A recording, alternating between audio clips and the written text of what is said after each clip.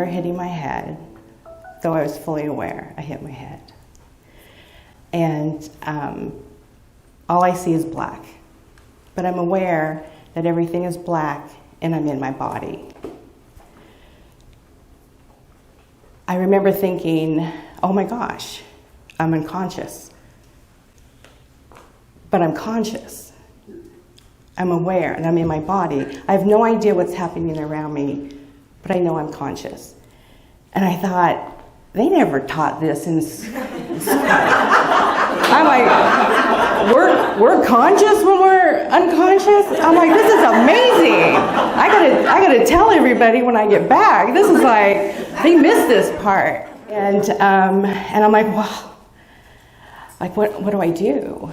Do I just hang out here? I guess I just hang out till I wake up, because I'm sure I'm gonna wake up, I'm sure, you know. And I'm kind of hanging out there, and I'm like, well, this is weird. You know, I'm not waking up. And I don't know if someone spoke to me. There were times during my experience that I didn't, or I don't know if I don't remember if it was telepathic, I don't know, but I don't remember what was said, but I remember my response back to them. I said, I'm not ready. I said, truly, I would love to go to heaven. I would love to go. I feel done here. I said, but I have 2 daughters, and I just don't think they're ready to lose me. I'm really thinking this is going to affect their purpose in life. I think I need to stay. May I please stay a little while longer? And then boom, I'm in a different black space. And I am completely aware that this black space is different than where I just was. It felt so good. There was so much. There was just love and peace.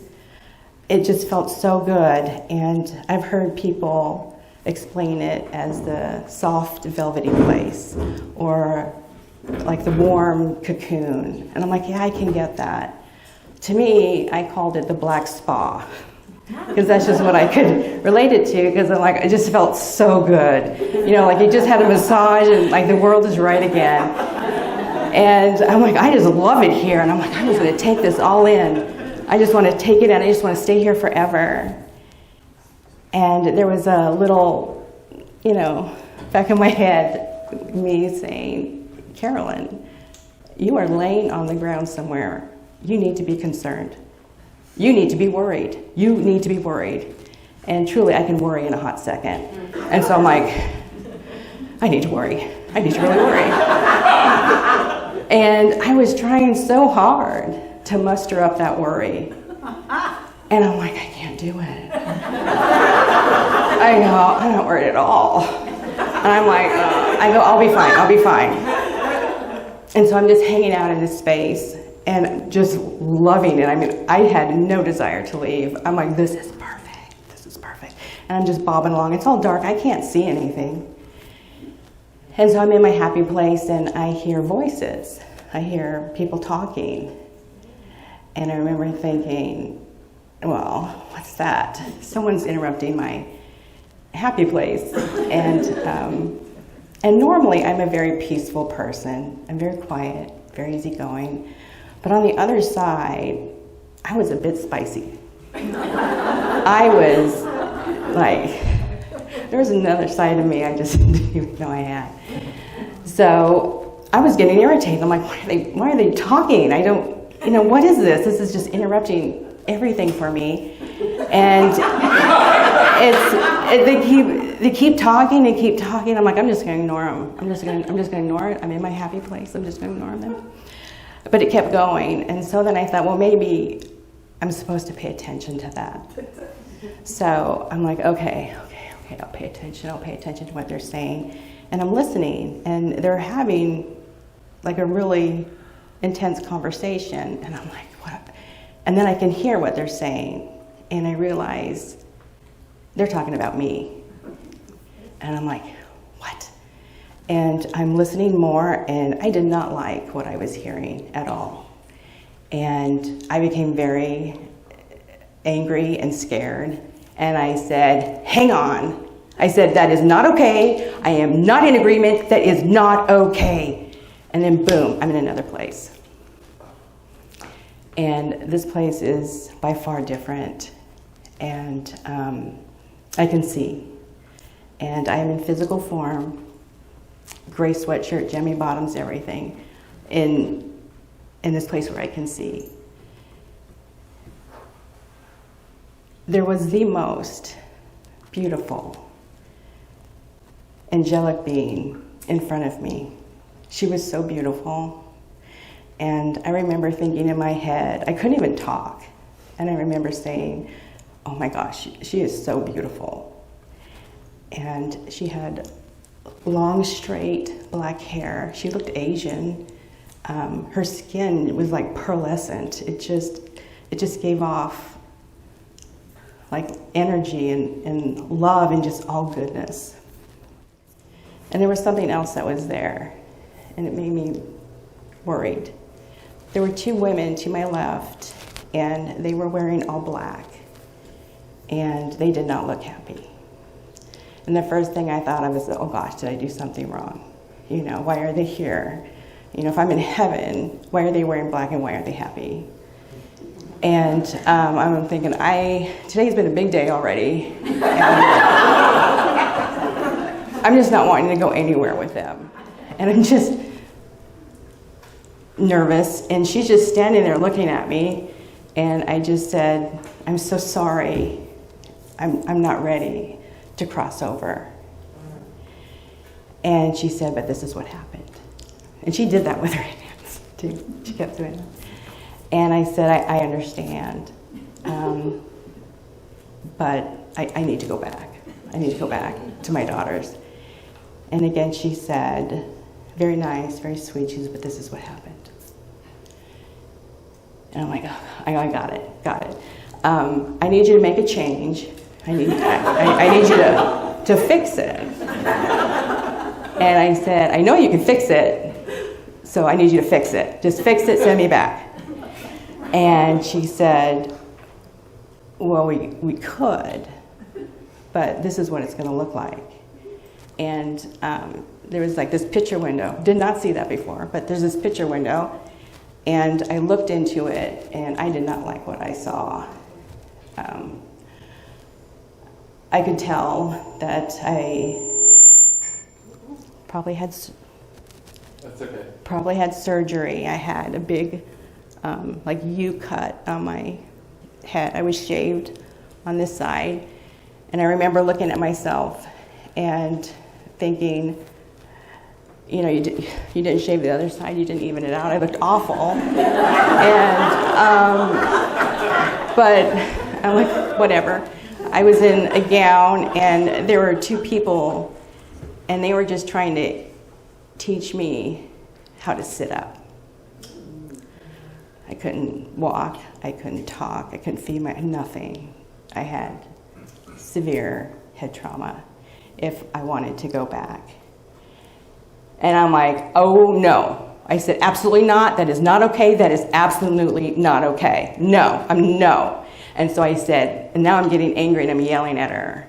I can't believe I would yell at an angelic being. But again, I had this spicy side of me over there, and maybe it was because I was afraid.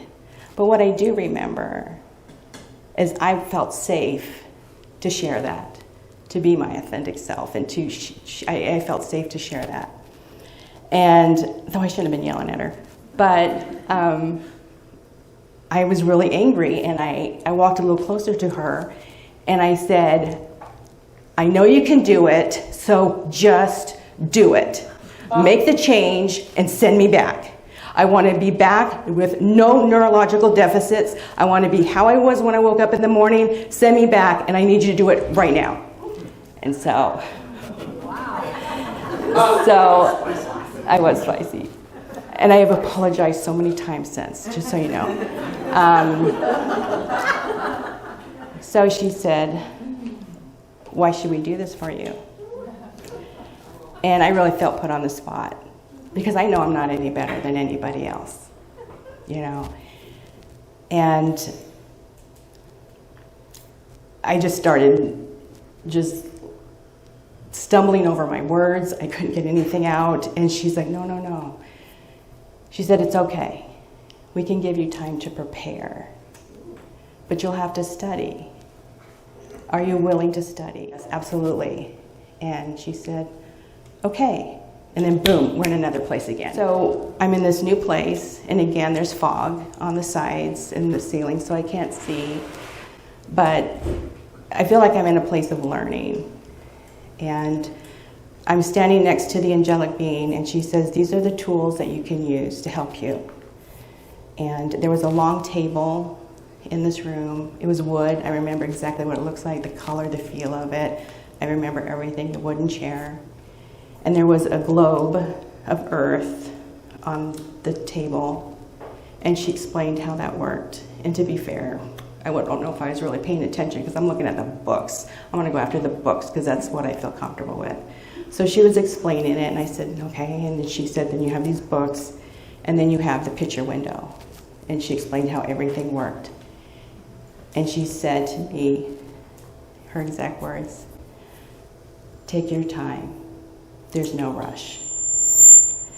And I'm thinking, I should be somewhat mindful of time because I still remember I'm laying on the ground somewhere. So I'm like, okay. And she leaves, and I sit down at the table, and I start opening the books and reading them, and I'm loving it. I wasn't allowed to remember anything that was in the books, but I remember reading it. I normally wear glasses to read. I didn't have my glasses, and I read it just fine. And these books were big. They were bigger books, and I could tell they were old, and they were bound in leather. And I even remember what the pages were, like the paper on the side. It was uneven. It wasn't sharp. And I just loved these books, and I was just trying to take it all in, and there was like a lot of information coming. I just had so much information, and I remember thinking, you know, I really want a pen and paper so I can keep my thoughts straight, because that's how I work here on Earth. I'm a paper girl. I write lists. I just keep myself organized that way. And as soon as I thought that, someone came from behind me, a woman, and she said, may I help you? And I said, may I please have a pen and paper? It just helps me with my thoughts. And she smiled, and she said, you don't need that. She said, you just need to remember how to use your mind. And I'm thinking, holy moly, I have to study all this stuff, learn all this stuff, and I have to remember how to use my mind. I'm like, oh, okay. And I just said it to myself, but to her, I'm like, okay. And I'm sure she knew what I was thinking, you know. And she said, you know, let's just wait a minute. Let's look back here at the picture window. And I said, okay. And it's right next to me, and she comes behind me, and she kind of was moving it like this. I don't know what that means, but that's what she was doing. And she came to a place in my childhood. And I had a very challenging childhood. There was a lot of fear involved. And it was a time when I was 7. I saw this picture. I was there, and my father, my mother, my little sister, and it just wasn't a pleasant day. And it was very hard. And I don't know about you, like when you think in the past of something, you're like, yeah, that wasn't any fun. But this, it brought me right back to those memories that were like it was just happening. I could feel all of my emotions that I felt in such detail, my father's emotions, my mother's emotions, and just as the chaos. And it was so heavy, and I remember thinking, how did I get through my childhood? Like, you know, this is just awful. And I remember leaning over and just pushing it out of the way, the vision. And I told her, I said, no, I lived it once, I'm not living it again. No, thank you. No, I don't need to see that anymore. And she said, that's okay, that's okay. And she moved things around, and there was a graph. And I'm like, okay, I can do a graph. And really simple. And it was my life. I have no idea how long I was over there at the time. I have no idea. It had to have been quite a bit of time. I don't ever remember feeling thirsty or hungry, hot or cold. I was just always comfortable. And I remember taking my hands, and I set them on the table, and I quietly said, I'm ready. And then boom, I'm back right in front of that angelic being on that tuft of grass. I looked over, the ladies in black are still there, still making me nervous. Don't know why they're there. I notice every once in a while they'll talk amongst themselves. There was 2 women, and they were facing forward, and they had like bonnets on to where I really couldn't see a lot of their face. And they were dressed kind of like in Victorian clothing. I know this sounds odd, and I remember thinking that's odd. And they're older, and I'm thinking, if I was that old, I mean, they were like 97, 98 looking. They were like old but wise, but old. I'm like, I'd be wearing something much more comfy. And I mean, I was thinking this, and I remember the woman that was closest to me, her, like, it was all black, like, and it was like kind of tight on her arm, and I'm thinking, does that feel good for her? But I mean, I'm just taking stuff in. I mean, it's all new. I'm trying to take everything. I'm trying to figure out like what really is going on. And then the angelic being said, "You may begin." So I said, "Okay," and I began sharing, what I learned, and I felt like I just really prepared, and I gave it my all, And as I'm sharing this with her, she's not looking impressed at all. And I'm like, oh, okay. And so I keep talking, and I just feel like she's like, okay. And I'm getting offended now because I worked really hard on this, and this is really important to me. And so I can continue to talk, and she just is very enthused. And I keep looking over at the women in black because they're making me nervous still. And they when I say something, sometimes they'll talk amongst themselves, but I can't hear them at all. I still try reading them. I cannot get through. It's like a wall. I can't get through. And so I'm almost at the end of what I'm sharing. And I said, okay, this is like the power punch of my speech. And I said, and the picture window was there, and I pointed to it, and I said, I had 4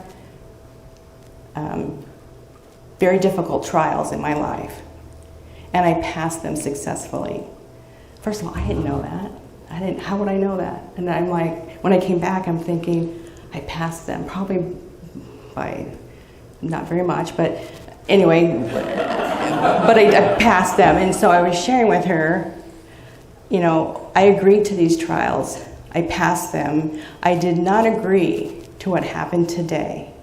I did not agree to that. Please allow me, to go back fully intact. No neurological deficits. And so I'm in my body, and then all of a sudden I feel this thud on my chest that was so heavy. And I'm like, oh my God. I go, what is that? What is that heaviness? And I realized it was all of our earthly emotions, like anxiety and embarrassment and fear, all those heavy, nasty emotions, just that you don't have on the other side, but you have here. It's just part of our experience. And it was just so heavy on me, and I felt panicky. And I said out loud, I said, I changed my mind. I said, I know, I'm sure they're thinking, we can't revisit this again with her. And I said, no, I want to go back to heaven. I do not want to come back to earth. And then somehow I felt, or I knew that someone came to me in my body. And she quietly said, what do you want? And I said, just give me a minute. This has just been a lot. Just give me a minute. And I'm just getting used to this heaviness that I can still feel to this day, because I realized what the difference is without it. And it was so heavy. But just give me a minute to adjust. Just give me a minute. She's like, okay. And I said, one more thing. I had no shame, I swear. And I said, I have one more request. And I could tell, again, they weren't really excited. At least that was my perception. And I said, I have one more request. And I told them what it was. And they were quiet for a minute, and they said, you'll have the opportunity. And I'm like, oh, so it's up to me to figure that out. I'm like, oh, got it. And then she was gone, and I'm back in my body. And then, you know when you cover your eyes, everything's black, but when your hands aren't there, you can tell, you know, that there's light on the other side of your eyelid. So I was in that space, and I'm like, okay, Carolyn, you know, just start by rolling over. Just roll over onto your side. Just start there. And so I'm trying to roll over onto my side, and when I do, I try opening my eyes, and everything is just moving all over like crazy. And I'm like, okay, not ready. And I close my eyes, I'm just trying to, you know, take in some breaths, and I open my eyes again, and things aren't moving as much. But for some reason, I just have this overwhelming sense of embarrassment that I fell and I hit my head. I'm like, oh my gosh, I have to get up. I have to get up. And so I have a lounge chair on my by my patio, and I was trying to pull myself up with that. And I was standing. I just felt like my legs were going to give out. I'm like, oh my gosh, I'm going to go down again. But I didn't. And off to the side, I could see the golfers, the one with the orange shirt, was about right there. And so I'm like, okay, it takes about 3 to 4 minutes for them to get there to there. So I was probably unconscious for about 3 to 4 minutes. And I'm like, I just got to get in the house. And I went in the house, and as soon as I went in, I'm like, wait a minute. And I looked back at where it had fallen, and I'm like, something else had happened. I already started remembering my experience. This was a Saturday, and I went back to work on Monday. I had no pain inside my head at all. I never had a CAT scan or x-rays or so doctor. I did have pain to my skull, and I still have an indent in my skull where I hit it on the patio, but I was neurologically intact, and I was just incredibly grateful for the experience, that they took time to listen to me and allow me to be involved in the outcome. It was so humbling. And it took me about 6 months to process all of that, and I really thought I was crazy. And now it's 2 years later. May will be my anniversary, and I'm still, you know, just trying to take everything in and trying to get my, you know, just live and enjoy. Some people say they come back like fully on fire, and there's all these changes in their lives, and I didn't feel any of that. I felt like I came back, I was the same person, to some extent, you know, and just grateful, just for that experience. And one other thing I just want to press to everybody, I always had a very deep faith. And I knew how much God and Jesus loved me. I had no idea the depth of love that the other angels have for us. I had no idea. I mean, I knew they did, I knew they cared, but no, it's like the depth of love. And I really appreciated learning that as well. So thank you.